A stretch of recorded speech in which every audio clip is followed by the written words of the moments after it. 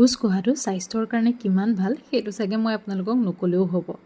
জনাসকলেতো জানেই, যিহেতু মই আনহেল্ডি বস্তুবোৰ বেছিকৈ খাওঁ, সেয়েহে যেতিয়াই সুবিধা পাওঁ তেতিয়াই খোজ কাঢ়োঁ। আৰু এয়া দেখিছেই নহয়, আনহেল্ডি বস্তুৰেই দিনটোৰ আৰম্ভণি। ঘৰত চাহ খাই গ'লেও টাউনলৈ গৈ চাহ একাপ খোৱাটো মোৰ এতিয়া অভ্যাসত পৰিণত হৈছে। ঘৰ আহি পাই দোকানলৈ বুলি আহিলোঁ। যিহে গৰম পৰিছে, ঘৰত থকাটো সম্ভৱেই নহয়। আৰু আমাৰ দোকানৰ ওচৰৰ পৰিৱেশটো চাগে আপোনালোকে দেখি গম পাইছেই যে কিমান বেছি ভাল হ'ব থাকিবলৈ। ফেন এচিয়ে যিমানেই ঠাণ্ডা নলগাওক কিয়, কিন্তু এই গছ-গছনিয়ে যিটো বতাহ দিয়ে একদম গা শীতল কৰি দিয়ে। সন্ধিয়া আদা অকণমান বেছিকৈ দি চাহ বনালোঁ। এনেকৈ বনোৱা চাহ চিৰঞ্জীৱ আৰু মোৰ দুয়োটাৰে প্ৰিয়। মিঠা অৱশ্যে খাই মই বেয়া পাওঁ, কিন্তু সি ভাল পায়। এয়া মিঠাইৰ লগতে আজি কচুৰিও আনিছে, কাৰণ মই যে মিঠা নাখাওঁ সেইটো সি ভালকৈয়ে জানে। চাহ খাই ঘৰলৈ আহিলোঁ। ঘৰ আহি পাই এইজন আহি ওচৰত ৰৈ আছে যে তাক খজুৱাই দিব লাগে।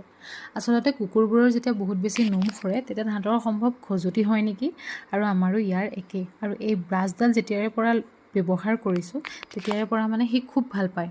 আৰু ব্ৰাছডাল ব্যৱহাৰ কৰিবলৈও বহুত বেছি সহজ। যদি আপোনালোকৰ ঘৰত কুকুৰ আছে তেতিয়াহ'লে আপোনালোকে এইডাল ইউজ কৰিব পাৰে।